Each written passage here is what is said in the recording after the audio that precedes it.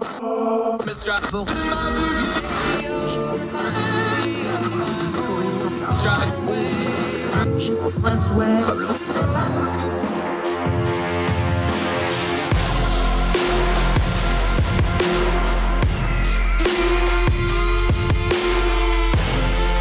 your host, Andrew Donaldson. This is Heard Tell. Welcome to Heard Tell. It's Friday, folks. You made it, August the 19th, year of our Lord 2022. We're playing Friday night high school football tonight. I can't wait. I'm excited. It's that time of the year. Wherever you and yours are across the street or around the world, we hope you're well. Thank you for joining us on Heard Tell. I'm Andrew Donaldson. A lot to get through today, and we're excited about it. We've got a sneak peek of the Heard Tell podcast for the weekend. Machiavelli, the man, the myth, the legend, 500 years of this guy. Why does he endure? Why is he in pop culture? Why did he influence everybody from people in his own day to even the founding fathers of America to pop culture? Amanda Griffiths joins us for that deep dive. We got a sneak peek of that, talking about the founding fathers of America's influence with Machiavelli, the real guy and the myth both. It's great stuff. Hope you'll join us for that a little bit later on the program. We'll tease that. Also, a great story to end the program. Everybody had that neighborhood house that kids could go to and get a treat out in Ohio. That lady giving treats to those kids probably saved her life when one of them came by looking for ice cream, ended up calling 911. We'll cover that story to end the program. We always like to end on an uplifting note. Our friend Benjaminian's back, our guest today. We're going to have some grown folk talk about guns, both the gun control side of the argument and the Second Amendment gun rights side of the argument, why the two extremes of those two groups get all the attention and the great swath and spectrum in the middle don't get to seem to have much of a discussion because they've got to deal with both of those. We're also going to talk about some of the recent policy stuff. We're going to talk about mass shootings. We're going to talk a little bit of theory. We're going to talk a little bit about politics. We're going to talk some practical stuff too, how the social media age is driving the discourse on this very important topic that is a constitutional right and is also a pending issue in the headlines. Benjamin Ayanian, back on the show today. Always enjoy talking to our friend. But first, let's go over to Saudi Arabia. I know I love Twitter. I spend way too much time on Twitter, I will admit it, and I've written about this before when I first kind of started with this new normal thing, and before I really started writing and everything else, and I got my Twitter account. That's how my world got opened back up when I got sick and was home and was rehabbing. That opened my world back up. It led to me writing, led to me doing media, led me doing this show. I love Twitter. Twitter's got a lot to answer for in this particular case. In fact, there's a case now where they have convicted somebody associated with Twitter with undue influence with Saudi Arabia, but we'll get to that another time. Let's go to The Guardian. A Saudi student at Leeds University who had returned home to the kingdom, Saudi Arabia, for a holiday has been sentenced to 34 years in prison for having a Twitter account and for following and retweeting dissidents and activists. The sentencing by Saudi's special terrorist court for tweeting was handed down weeks after the U.S. President Joe Biden visited Saudi Arabia, which was highly controversial, which human rights activists have warned could embolden the kingdom to escalate its crackdown on dissidents and other pro-democracy activists. The case also marks the latest example of how Crown Prince Mohammed bin Salman has targeted Twitter users in his campaign of repression while simultaneously controlling a major indirect stake in the U.S. social media company through Saudi's sovereign wealth fund, the Public Investment Fund, PIF. Salam al-Shahab, 34, a mother of two young children, was initially sentenced to serve 3 years in prison for the quote-unquote crime of using an internet website to, quote, cause public unrest and destabilize civil and national security, end quote. That's from the Saudis. But an appeals court on Monday handed down the new sentence. One person who knew Shihab said she could not stomach injustice. She was described as well-educated and an avid reader who arrived in the UK in 2018 and 2019 to pursue her PhD at Leeds. She had returned home to Saudi Arabia in December 2020 on a holiday and had intended to bring her two children and husband back to the UK with her. She was then called in for questioning by the Saudi authorities and was arrested and tried for her tweets. A person who followed her case said Shabab had at times been held in solitary confinement and had sought during her trial to privately tell the judge something about how she had been handled, which she did not want to state in front of her father. In that culture, you can pretty much guess where that's going. She was not permitted to communicate the message to the judge. The person said the appeals verdict was signed by 3 judges, but the signatures were illegible. Twitter declined to comment on the case and did not respond to specific questions about what, if any, influence Saudi Arabia has over the company. Twitter previously did not respond to questions by The Guardian about why a senior aide to Prince Mohammed, Badir al-Askar, had been allowed to keep a verified Twitter account with more than 2 million followers, despite U.S. government allegations that he orchestrated an illegal infiltration of the company, which led anonymous Twitter users to being identified and jailed by the Saudi government. One former Twitter employee has been convicted of a U.S. court. Up there, please read the rest of this. We'll link to it in the show notes.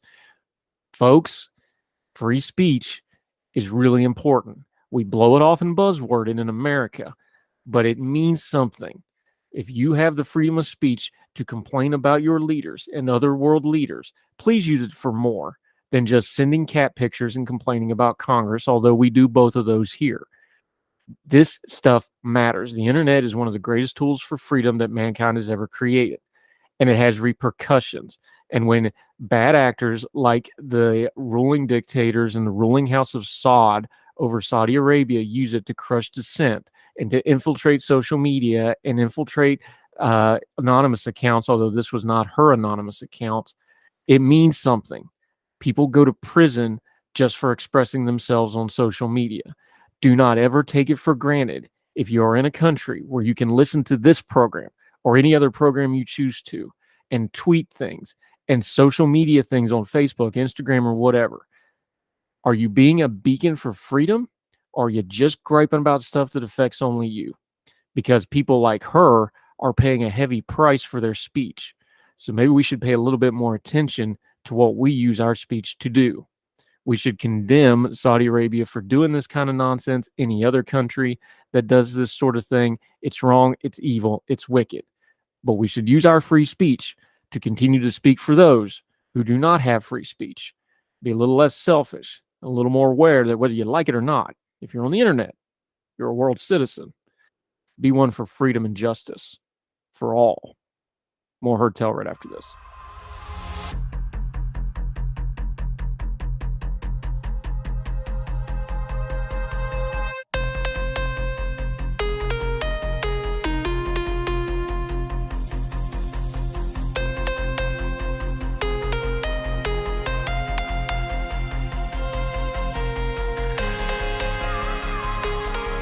Welcome back to Heard Tell. Okay, he's back. He's been here before. He's written all over the place. Star Tribune, Wall Street Journal, one of those I still haven't got for some reason. Yahoo News, recent graduate of Minnesota, but we're not going to hold that against him. Golden Gophers are welcome here for this day and this day only. We'll see how the football season goes before we go further than that. He's working on those LSATs, trying to get more knowledge jammed in there. He's a good guy. We're glad to have him back. Going to talk a little guns today. Benjamin Ayanian, welcome back, my friend. Andrew, thanks for having me back. I'm glad to be here. Well, we'll have to quit talking to you once you become a lawyer, because then you're one of the, I'm kidding. We have lawyers on all the time. We just treat them a little differently. Congratulations on getting school done. Good to have you back. You've got a piece out. You were writing in Spectator. Let's start big picture. You know what? Let's do it this way. Let's actually go big picture and then zoom in on this, because I think the perspective is really, really important here.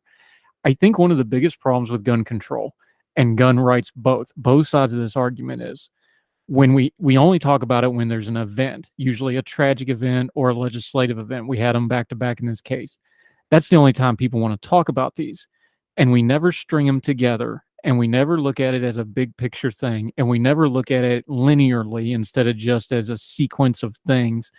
I think that's a big problem, because I think a lot of the issues with this is we want to just deal with them in the individual things with whatever our priors were, and we lose perspective on this. Do you think that's a fair way to kind of frame this all up? I think that's a completely fair way to frame the discussion. I think that it is a problem that we seem to talk about this issue so often whenever a terrible tragedy occurs. And then if there's a lull where there isn't a big event in the news cycle, then the discussion kind of goes to the back burner and people don't talk about it as much. And so we're always discussing this issue when passions and tensions are the highest.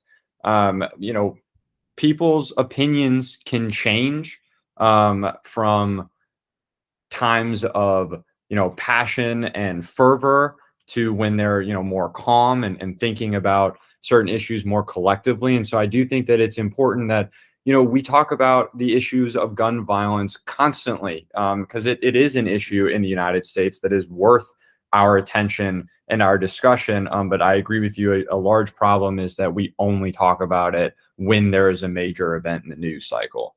And the other side of that, of course, is that even though we have, let's just say, mass shootings, every single one of them have unique aspects. They have unique precursors. They have unique individuals involved in them. Thank God. Usually, it's, as far as I know of mass shootings, it's usually a one and done for the perpetrators for a variety of reasons. That's another part of this perspective thing, is that we're trying to solve a problem that is a little bit different every single time, right? Yeah, every mass shooting is different. You can't draw, consistencies with each event. And at the end of the day, as much it is a huge problem, I don't want to downplay, mass shootings, active shooters, all this is a huge problem in the United States. But the events are so, rare in the sense of, compared to, gun violence more generally, or, people wanting to go drive their cars. Like, people get in their cars way more often than we see an active shooter. And what I'm trying to illustrate with that is that we don't have a ton of data points, because mass shootings and active shooters are so rare. It's hard to draw causal conclusions about what leads to these events occurring, or what can we do to stop it, because at the end of the day, when you don't have a large set of data points, you're not going to be able to draw, easy conclusions about what is causing these events to happen. Yeah, Benjamin Ayanian joining us. Okay, let me give you the argument back to that. Folks that are for more gun control are going to say, well, of course, silly, the common denominator is the gun. So if we just get rid of the gun, then all the rest of that equation falls apart. What's the answer to that? Because that's what we hear a lot. That's what folks say. Well, the gun is the common denominator, so let's do something about the gun. What's your answer for that?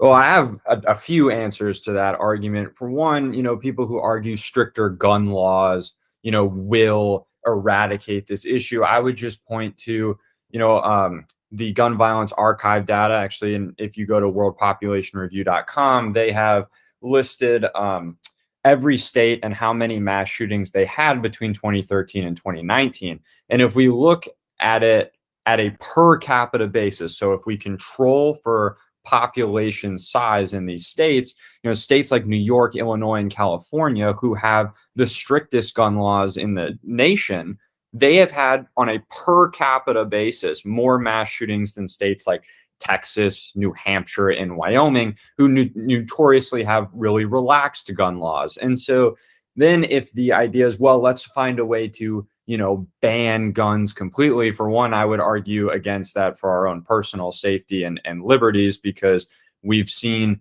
throughout history, whether it was Nazi Germany, we saw in the Ottoman Empire, the Turks carrying out a genocide against Armenians. And then we've seen racist lawmakers in the history of the United States trying to prevent Black Americans from obtaining firearms.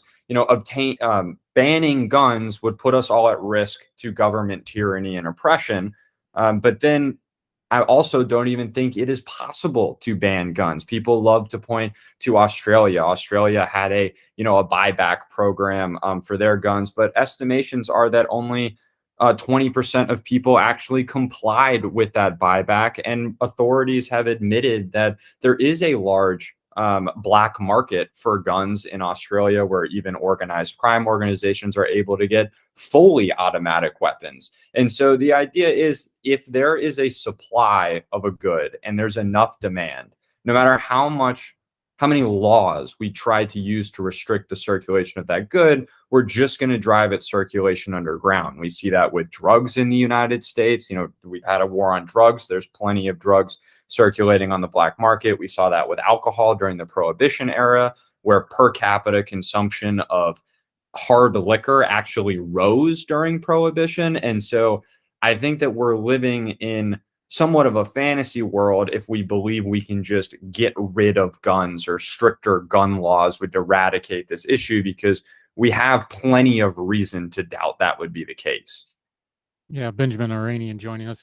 Now, here's the crux of the piece you wrote in the Spectator, though, is that the good guy with the gun, part of it's narrative, there's some truth to it, Now, to be fair, this is a very small percentage. This doesn't happen that much. However, here's where I think we need to go back to the wider perspective before we delve into the specific examples you give.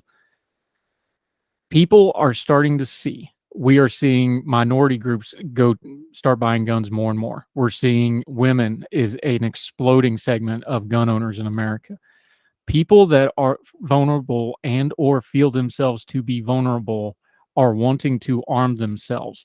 That did not happen in a vacuum. That happened in a sequence. And when they see the issues with law enforcement, and they see the issues with law enforcement response to things like shootings, and they see things with societal responses, they don't feel safe, and they want to exercise their right to self-defense. I think that's an important context before you go, because I think there's a habit of going, well, these are cowboys, or these are renegades, or these are people just running around shooting guns. I think this is a small percentage, but I think we're going to see more of it because the numbers don't lie. Gun ownership's going up, right?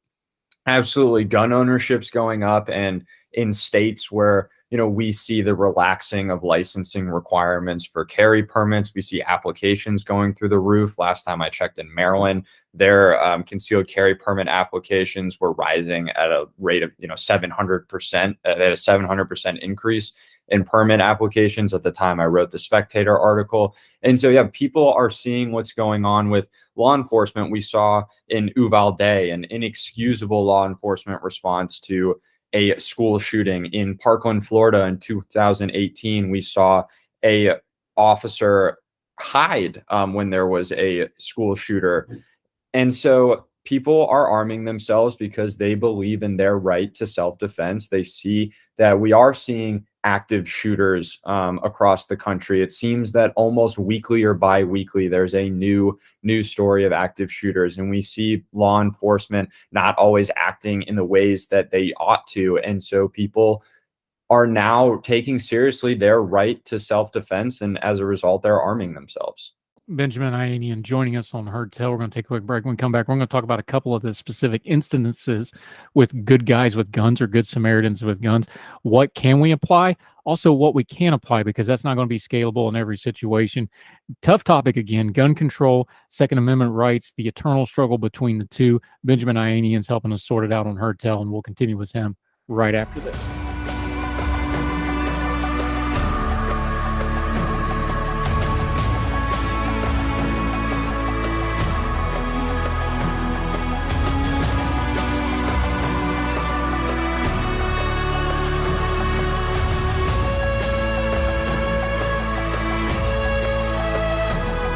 Welcome back to Heard Tell. Benjamin Ayanian's back on the program. We're talking a little bit gun control versus Second Amendment and the Good Samaritan narrative. It's fair to call it a narrative, isn't it? Because it seems to be more narrative than it actually happens.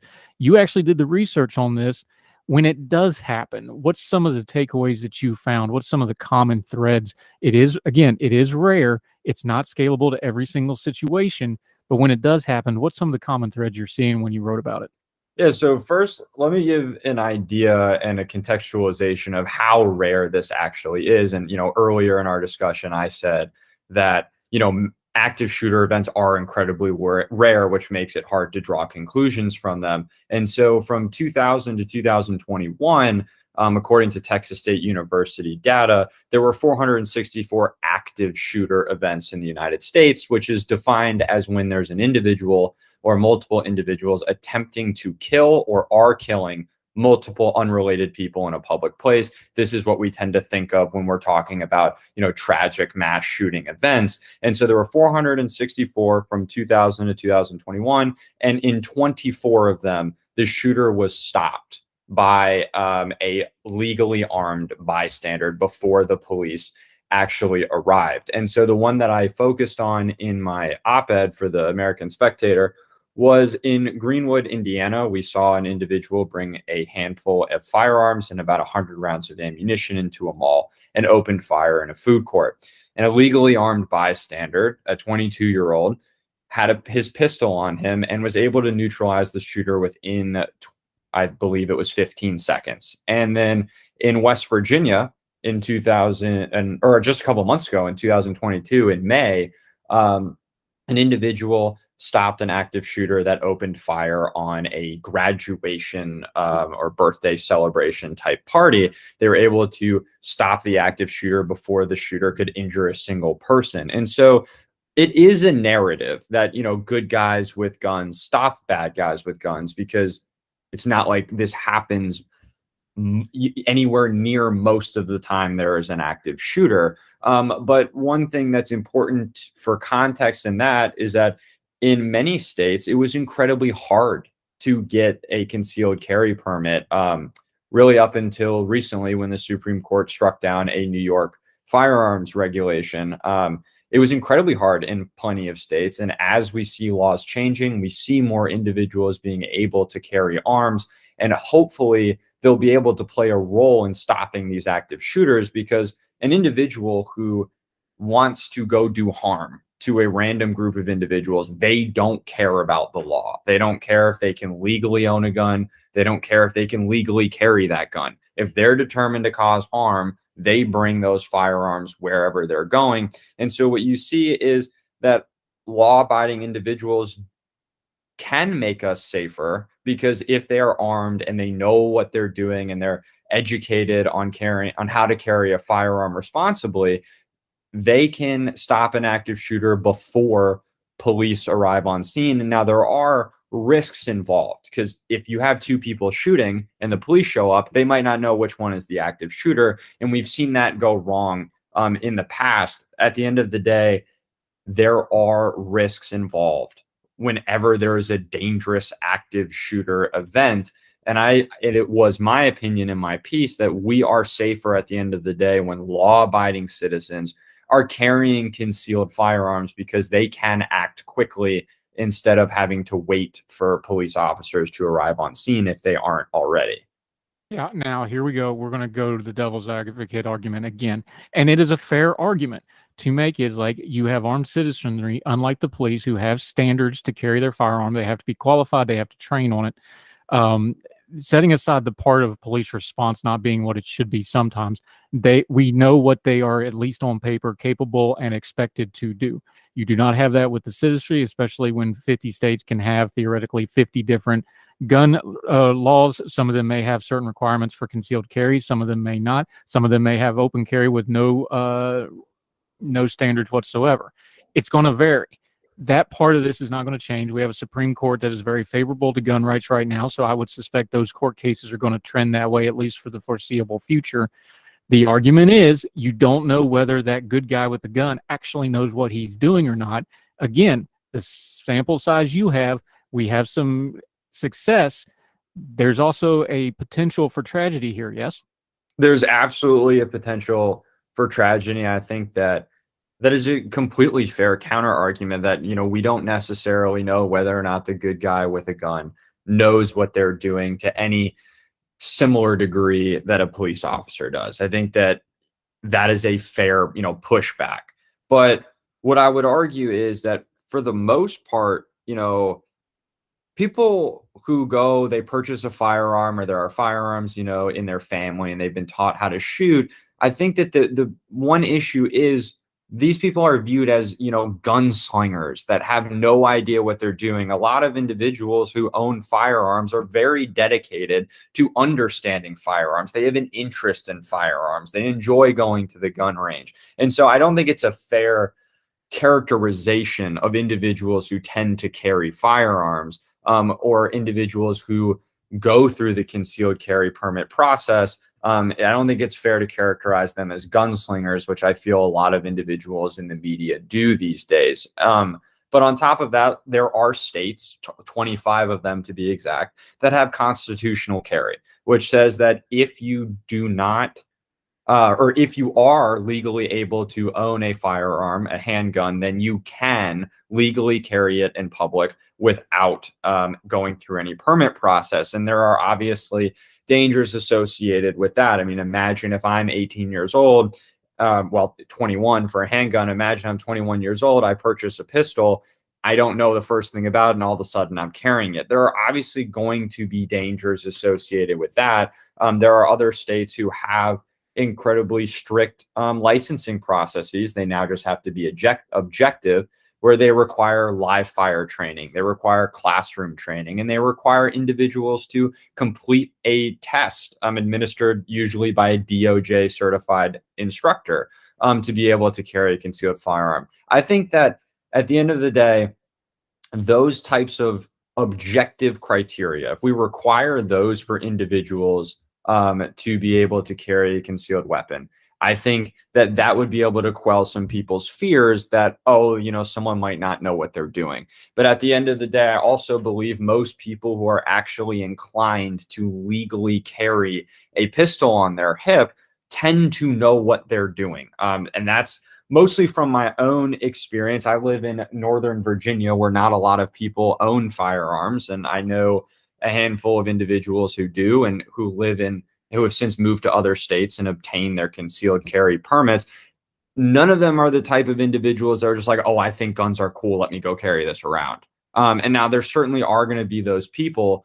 And like I said at the beginning of this podcast, there are dangers associated with guns. I think the benefits outweigh them. There are dangers associated when there's an active shooter event. What we need to think about is not what is a perfect solution. We need to think what is the best trade-off. And it is my opinion that it is a much better trade-off to allow law-abiding citizens to carry firearms with the risk that some of those individuals may not be incredibly well trained with their firearm, than to try to prevent law-abiding individuals from carrying concealed firearms and opening up, you know, different gun-free zones and places where firearms are heavily restricted to active shooters without any pushback, because at the end of the day, you're going to have to wait for law enforcement to show up, or you're going to have to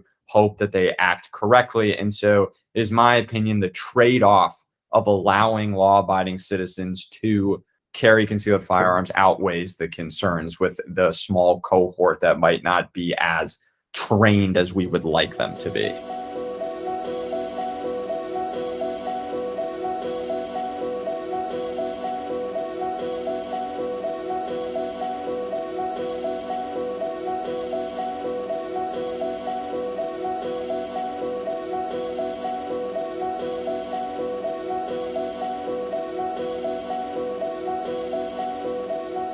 Speaking of small cohorts, Benjamin Ayanian joining us.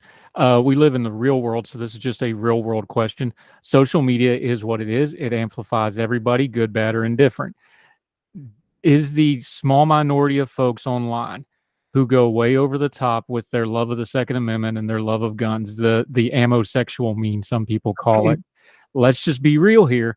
They're not helping. If you really like the Second Amendment and you're trying to argue for, you know, gun rights, and there's a small minority out there that's probably not helping the cause here. What do you do about that? Because there is perceptions. Here's the problem. Both sides are going to grab the other side's extremes as the argument against the other side, right? I don't think you can solve that problem because people still have freedom of speech. But is there a responsibility for gun owners to kind of police their own a little bit, and 2A advocates to also reel in their own extremism, not just pointing at the other side's extremism? I think that being a jerk online and throwing your interest or your passion in other people's faces in a way that is meant to rile others up is annoying, infuriating, disgusting. I mean, to put whatever adjective you want on it, I think it is a bad thing for discourse. I think at the end of the day, we have an issue in this country of mass shootings. There's an issue of active shooters, and there's an issue of gun violence, and they're all wrapped in together. And at the end of the day, we all want people to be safer. So yes, I would agree that the small cohort online of individuals that are just looking to piss off people who are worried about gun violence by throwing, you know, their guns and their ammo in people's faces and not wanting to actually engage in any discussion. I do agree that it hurts discourse, and it allows people who are ardent Second Amendment opponents to grab onto those people and use them as, you know, examples of people like me who support the Second Amendment and the right to bear arms. It's easy to then paint everyone with a broad brush, and now we're all trying to argue, you know, who's extreme, who has what view, instead of just sitting at the table and having a discussion. Because of that cohort, a lot of times my first order of business when having a discussion with someone is to prove to them that I'm not that guy. And now we just wasted 10 minutes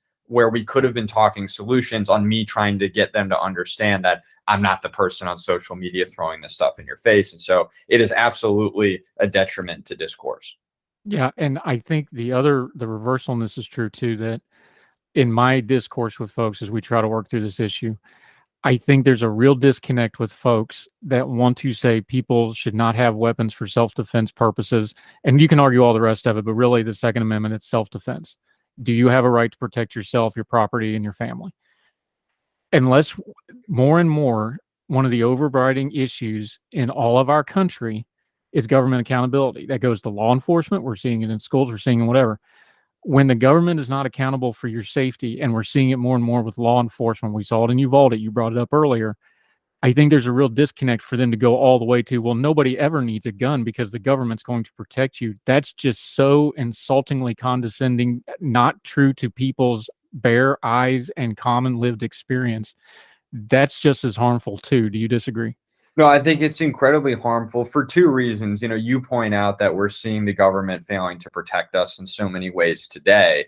And I think that, yes, people would have to shut off their eyes from what's happening on the news and in different areas of the country to believe that the government will simply protect us. But what it also does is it completely disregards all of human history, where most extreme tragedies have actually occurred at the hands of the state. I mean, I pointed to a few earlier in our discussion. There was a gun registry in Germany created in the early 1930s. And when the Nazis took power, they used that registry to disarm political opponents. And then later in the 1930s, they used that registry to disarm German Jews. They ordered Jews to hand in their weapons. If they didn't comply, it was pretty easy to know that they weren't complying because they had a gun registry. I'm an Armenian, and so my ancestors were, tragically, many of them were killed in the Armenian genocide. Individuals in Armenia were disarmed systematically before the carrying out of the Armenian genocide. Slaves in the United States couldn't legally own firearms. There were then black codes which tried to bar black individuals on the basis that they weren't citizens. And then after black people were considered citizens in the United States, then there were facially neutral laws which basically raised taxes on guns and ammunition to try and prevent black Americans and also poor people from owning firearms.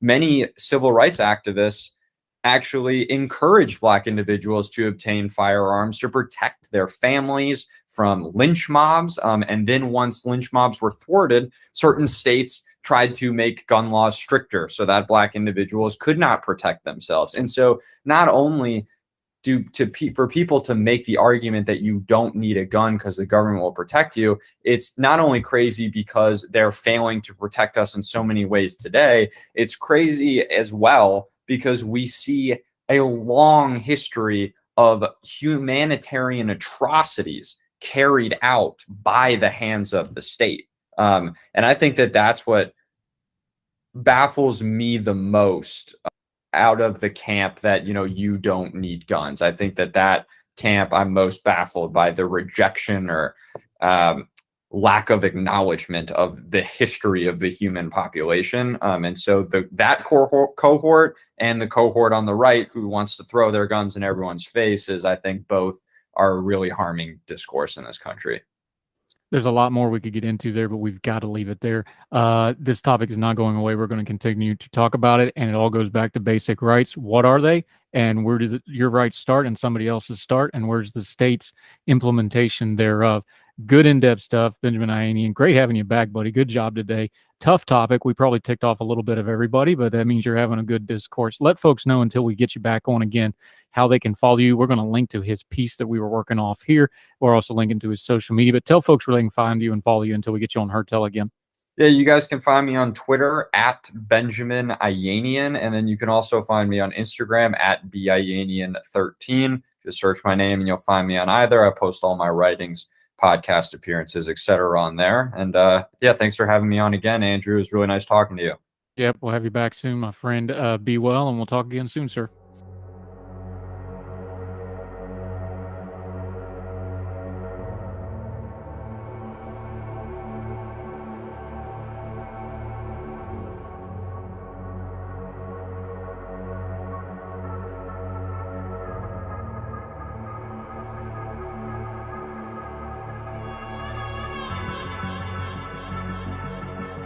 Welcome back to Heard Tell. The Heard Tell podcast is back. We had last week we deep dove into CPAC Dallas with our friend Chris Selleck, who was actually there. This week we're doing something a little different, a little history, a little philosophy, a little politics, a little pop culture. Machiavelli. And no, I'm not just talking about my favorite Tupac album. The guy, the myth, the legend.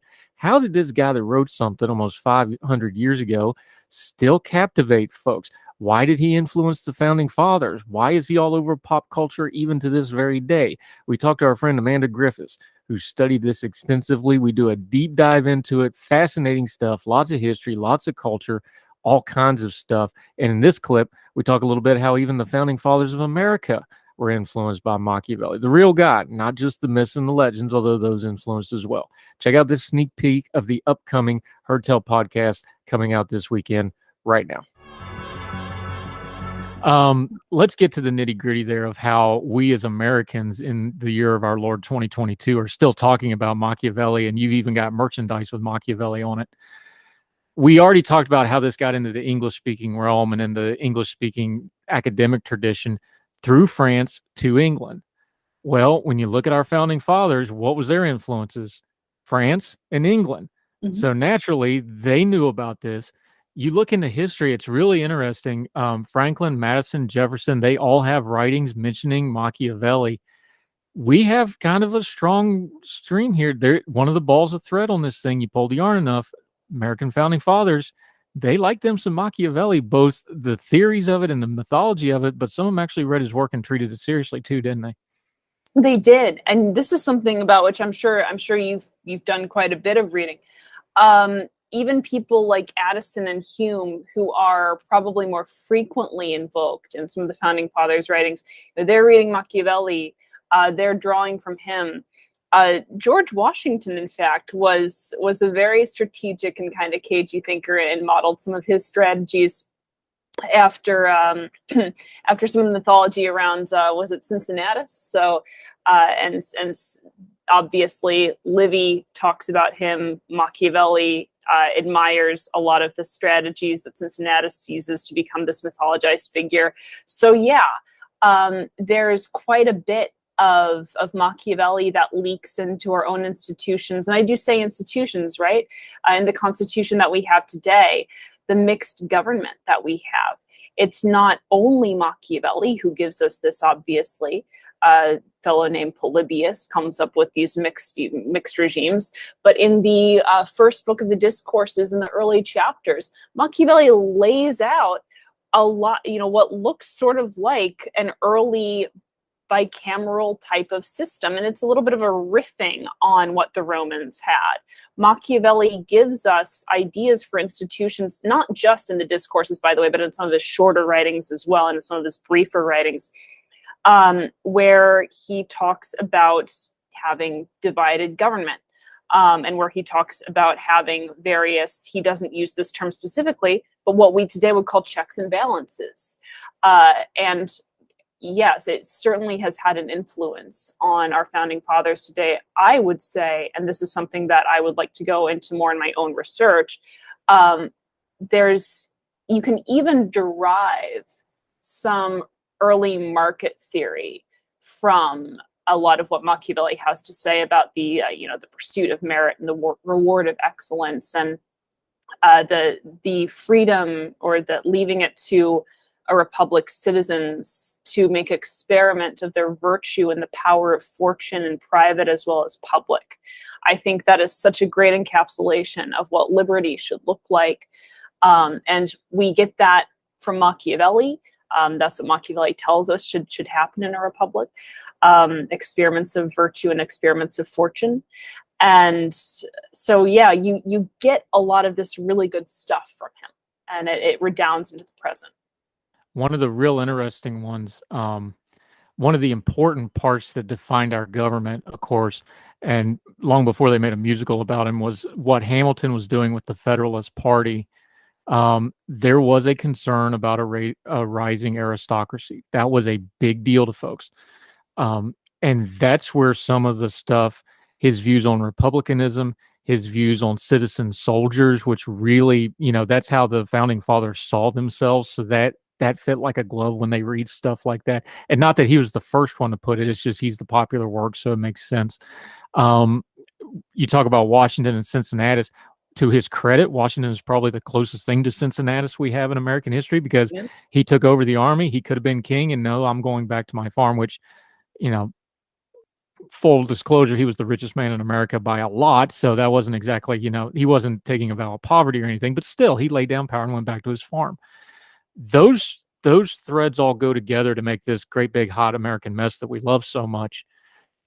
But it was John Adams is the one that's really got into Machiavelli. He wrote extensively about Machiavelli, and he wrote so much about it, he actually wrote about what other people wrote about it.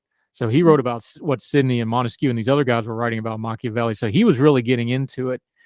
And that's where you start really seeing not so much the political philosophy, but the core philosophy of Machiavelli, which is what the Catholic Church probably objected to, because the Catholic Church, I don't want to get too theological here, but you got to deal with this because it's important.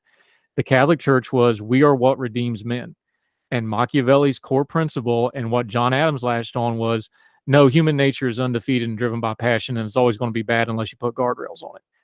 And when you get through all the myth and all that, that's kind of the question that they're dealing with, isn't it? Well, that's certainly Adams, yeah.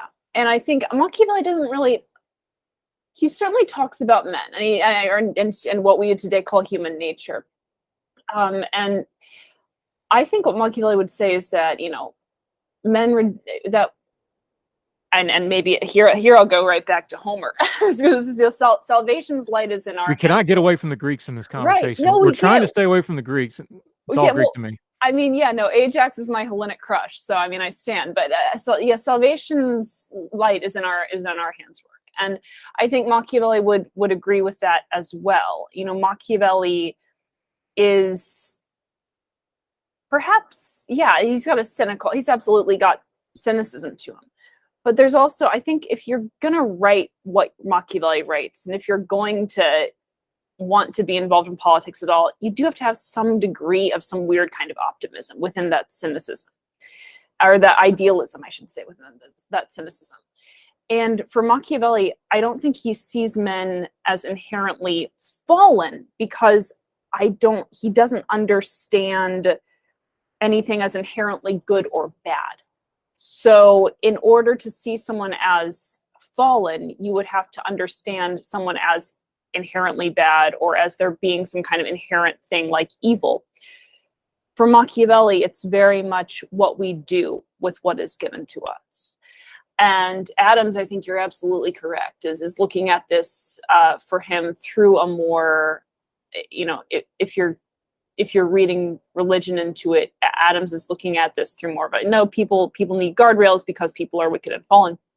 Machiavelli does say that men are sadly wicked, but that is more of a commentary on the way that things are. It's not a commentary, I think, on essence so much. It's not a commentary on some fixed state. Machiavelli is all about how people are fluid and everything is always in flux. I think what Machiavelli wants to do is he wants to use that fact of things always being in flux, of nothing being inherently good or evil, and say, let's work with what is, let's work with what's given to us by contingency, by this basket of externalities that we see as being external to us, and use it toward our purpose. And then that in and of itself is a kind of redemption.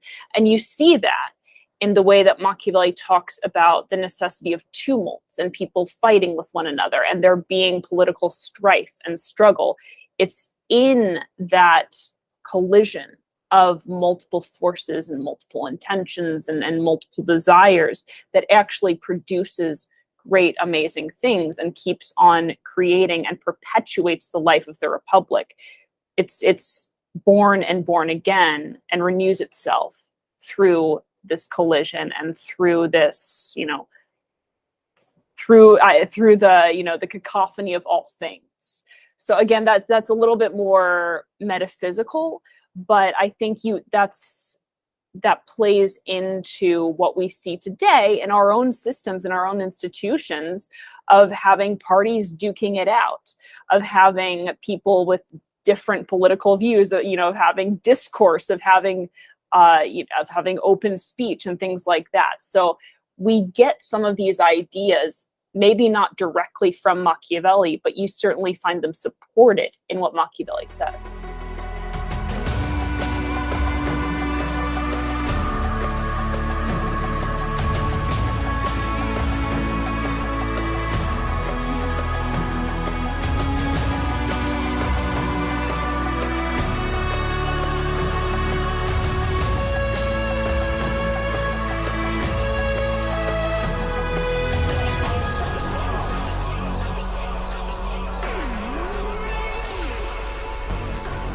Back at Heard Tell. Let's finish this off on a good note, both today and the week. Lorain, Ohio. This is WKYC. On a summer days, you can find 11-year-old Giovanni Cordona on the front porch of his neighbor Kim Dimbeck's house. He and other neighborhood kids stop there frequently for ice cream. The visits feel a little different to Giovanni, though. His bond with Miss Kim runs deep. Him and my husband were best buddies. We lost him, meaning the husband, a couple of years ago, Kim told us. My husband was a double amputee and was in a wheelchair, so daily Giovanni would watch him, help him open the garage door. He knew Sam was up and it was time to go.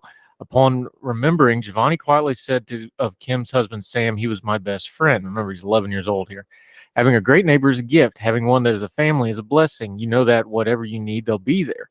Last month, Giovanni stopped at Miss Kim's house for a treat. When he got to her house and heard her dog Shadow barking, he knew something wasn't right. Peering into her house, he was alarmed. She was unconscious, Giovanni said. Quickly ran a few doors down to get his mom, said, well, she's not answering me. I'm smacking her, yelling, she's not answering me. And wasting no time, Giovanni called 911. Please hurry, he told the 911 operator. Please fire ambulance. Ambulance, Giovanni said. Unbeknownst to Giovanni and his mom, Kim had inadvertently taken a dangerous cocktail of meds. Her regular medication for back problems and treatment for bronchitis had gotten mixed up. She had passed out and was in medical distress. Jacqueline thought she might lose her. I for sure thought that if he didn't hurry, and if they didn't hurry, and I don't know how much time she had left, Jacqueline said, with Giovanni's instincts, Miss Kim may not be here. They told me that little boy saved your life. It's hard for Giovanni to relive that day or talk about it, and that's okay because when Miss Kim needed him, he was there. So proud. He makes me so proud every day, Giovanni said. He knows I love him very much. He's always been my hero, Kim said to Giovanni. There's an important lesson here. Love your neighbors. It just may save your life. Great story to end the day on. Great story to end the week on. We'd love to hear from you. HeardTellShow@gmail.com. HeardTellShow on the Twitter. Make sure you check out the Heard Tell podcast this weekend, the deep dive on Machiavelli with Amanda Griffins that we teased a minute ago. Really good stuff. Anxious to get that one out to you, and that'll do it for Heard Tell for today. So wherever you and yours are across the street or around the world, we hope you're well. We hope you are well fed. Have a great weekend. Make sure you're checking out, subscribing, and sharing the show for folks, and we'll see you right back here Monday for more Heard Tell. All the music on Heard Tell is provided under a Creative Content license from monstercat.com.